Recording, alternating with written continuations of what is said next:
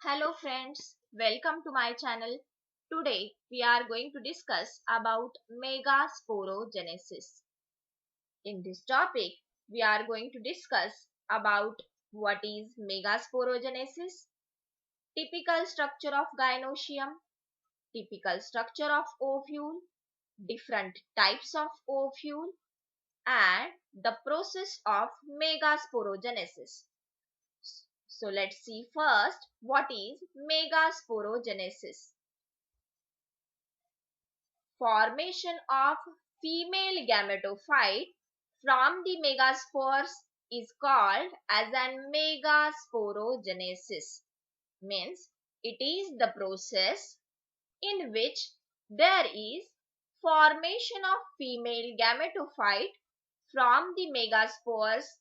That process is called as an megasporogenesis. So before starting actual process of the megasporogenesis, we must know the typical structure of gynoecium, which is a female reproductive organ of a flower. So let's see first a typical structure of gynoecium. See that the structure of gynoecium shows presence of three parts, that is stigma, style and ovary. See that the apical portion which is present at the tip region of style, that portion is called as an stigma. The function of stigma is to store the pollen grains for the fertilization process. Then the next region of the gynoecium, if you observe this one, it is elongated tube-like structure which attaches stigma and the ovary part. That part it is called as an style. So see that depending upon different types of species, there are three types of stigma. There are three types of styles, that is hollow style, solid style and transient style. So this style helps to pass out the pollen tube towards the embryo sac at the time of fertilization. Then next comes the third part of the gynoecium called as an ovary. So this ovary shows presence of numerous number of ovules which help in the process of fertilization, or they get fuses with the male gamete to form the zygote. So let's see that there are three parts of the typical gynoecium, that is stigma, which is an apical portion and which can bears the anther. Then the style, which is an elongated tube-like structure, and depending upon species there are mainly three types of that styles, that is hollow, solid and transient. And this style helps to pass out the pollen tube at the time of fertilization. And this ovary, it acts as an storehouse for the ovules. Now we see a typical structure of ovule. So see that the typical ovule shows presence of different parts. So one by one we are going to study that one. So see that this is the stalk of ovule, and the stalk of ovule it is called as an funicle. Then the second part it is called as an hilum. So what is an hilum? So it is a point of attachment of the ovule to the funicle. That point of attachment is called as an hilum. Then the ovule shows presence of two protective layers, and that layers are called as an outer integument and inner integument. See this one, this is an outer integument and this one is inner integument. So the main functions of that integument is to protect the inner embryo sac and to protect that embryo sac from the external shocks. After these two integments, the next portion or the next part of the ovule, it is called as a nucellus. So see that this nucellus shows a presence of nutritive material, and that nutritive material from the nucellus, it is provided to the developing egg cell. So this nucellus is called as a nutritive layer. Then after this nutritive layer, that is the nucellus, the next part comes, it is called as an embryo sac, and that embryo sac shows presence of three nuclei which are present at the micropylar end. So that three nuclei together called as an egg apparatus, in which the middle one, it functions as an egg, and these two laterals, they functions as an synergids. The next one, two nuclei, they are present in the middle side and they functions as an secondary nucleus. Then the third part which is present at the callosal end, that cells, they are called as an antipodal cells. So see that the apical portion of that micropyle or integument, it is called as an micropylar lesion. Then the basal part of the ovule, it is called as an callus. So remember once again, the apical portion of the ovule, it is called as an micropyle, and the basal portion, it is called as an callus. So see that once again we see the functions of each one. So this outer and inner integument, it helps to protect the embryo sac. Then next comes the nucellus. The nucellus gives nutrition to the developing egg cell. These two lateral synergids, they protect the inner egg cell, as well as these synergids also transport or helps in transportation of nutrients towards the egg cell.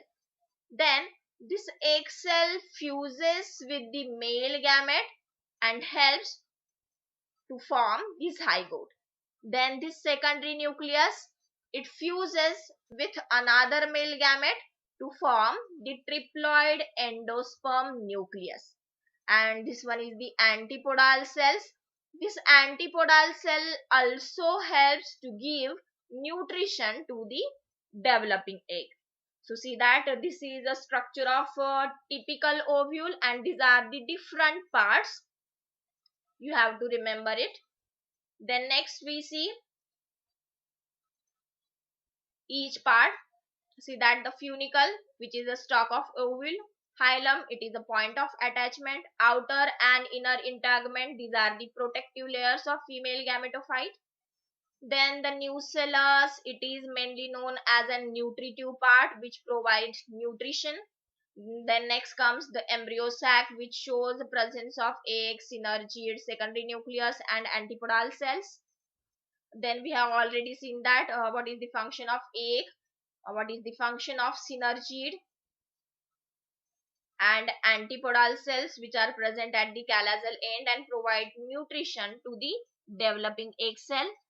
Then the secondary nucleus, which fuses with the male gamete to form triploid endosperm nucleus.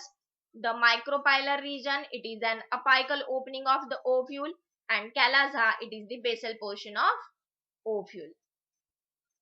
Then next we see the different types of ovule. So see that these different types of ovules, they are formed according to the arrangement of micropylar end, callosal end, embryo sac and the funicle. So depending upon the arrangement of all that four, there are different types of ovule, and see that there are how many types of ovule.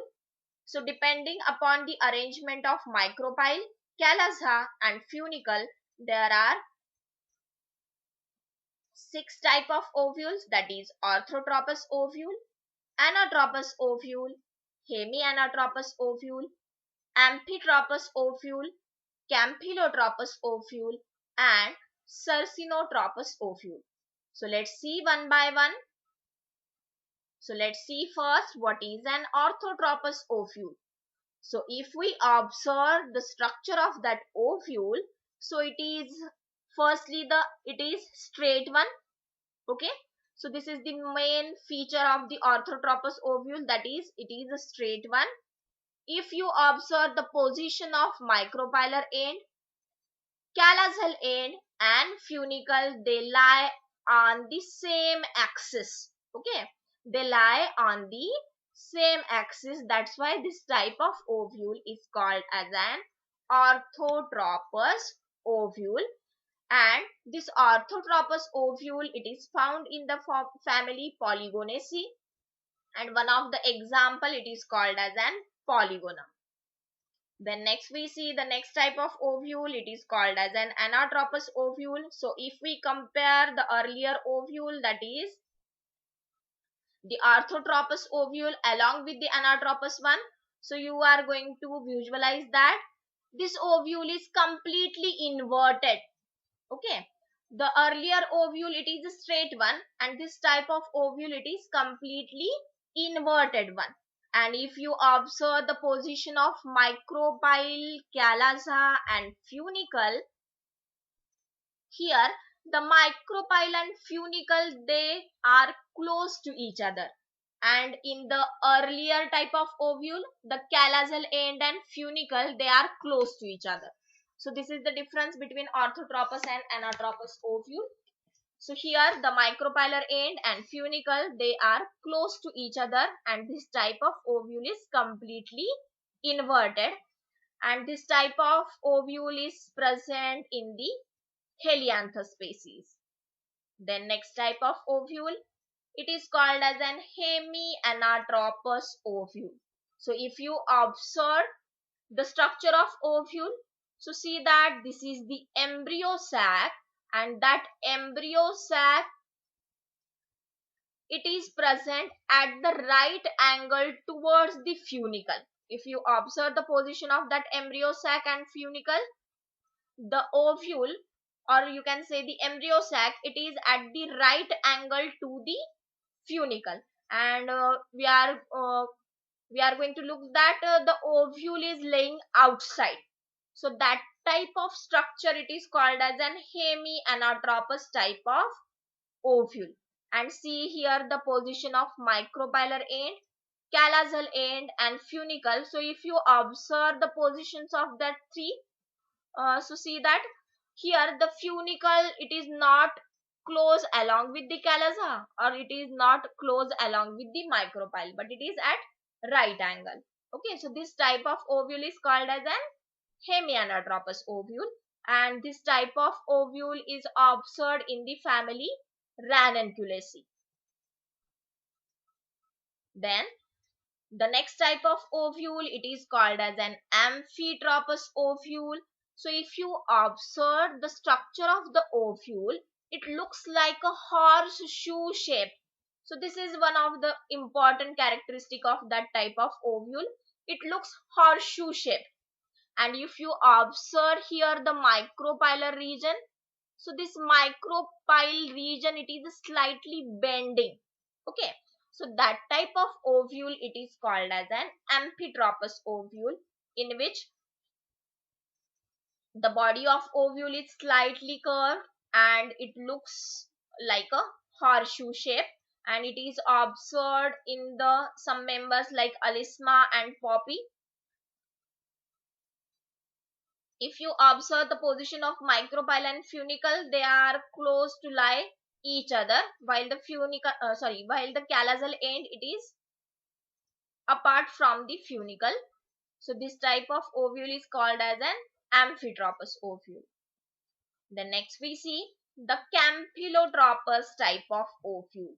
So if you observe such type of ovule, you are going to observe that See this one, this is the embryo sac, which is a curved one. Okay, so this is the characteristic feature of Campylotropous type of ovule, in which the embryo sac, it is curved one. Here also the micropylar end is slightly bent, and the ovule, or you can see the embryo sac, it is at the right angle to the funicle. It is at the right angle to the funicle, but here the difference is the ovule is curved one. And this type of ovule, it is observed in the family Leguminosae and the members of Cruciferae. Then the next type of ovule, it is called as an Cercinotropous ovule.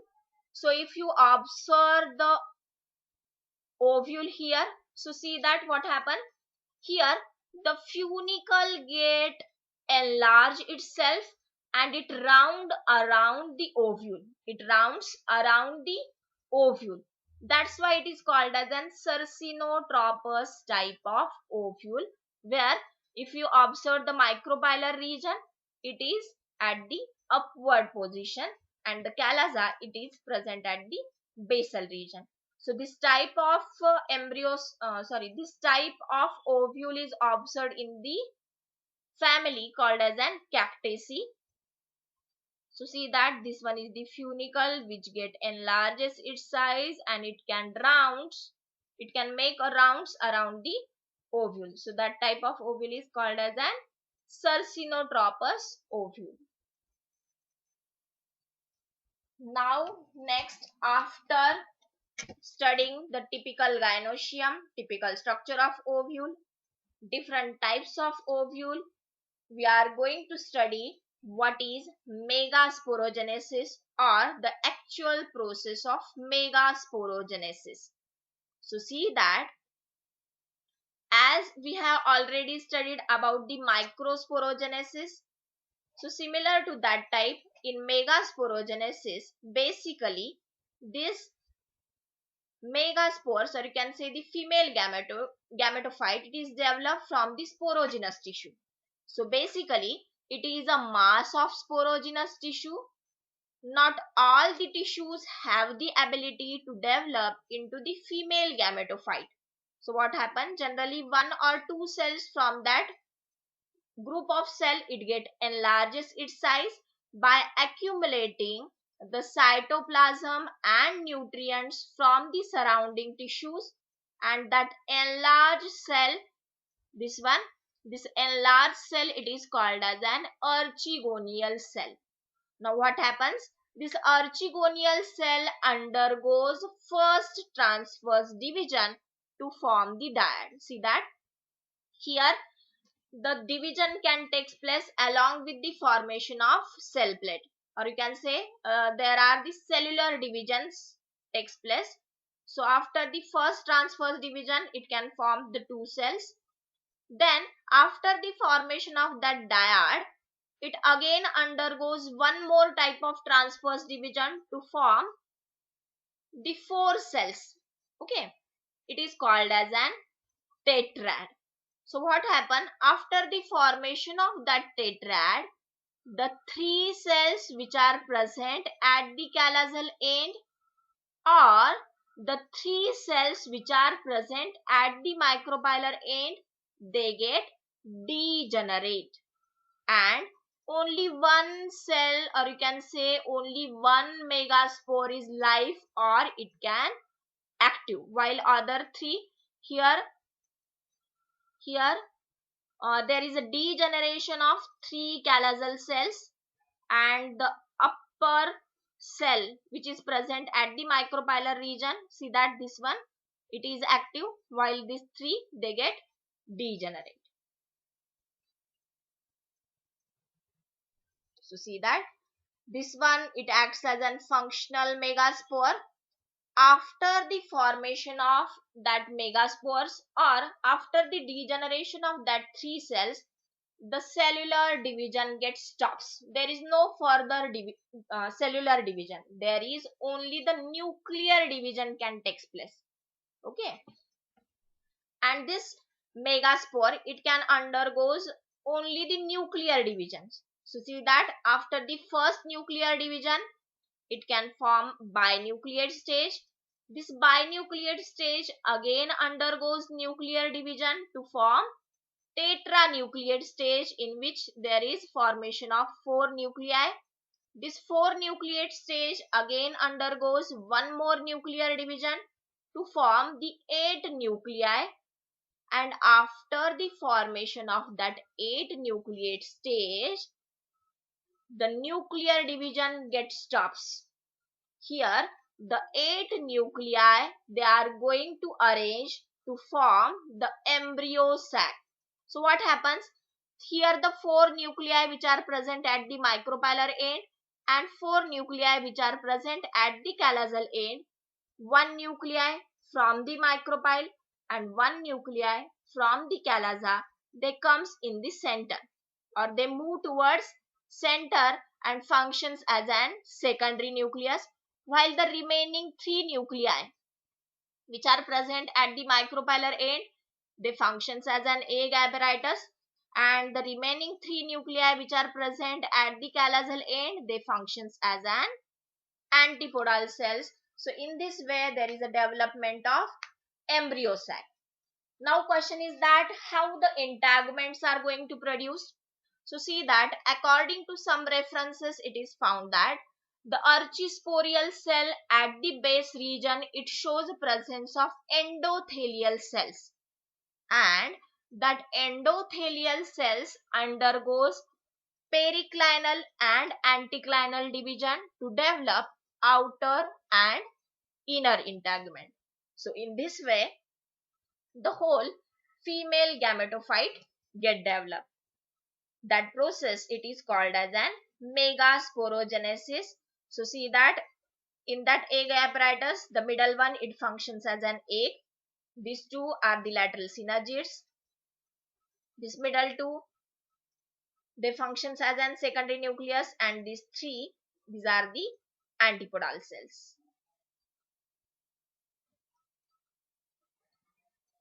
So see that this one is the description of the process of megasporogenesis.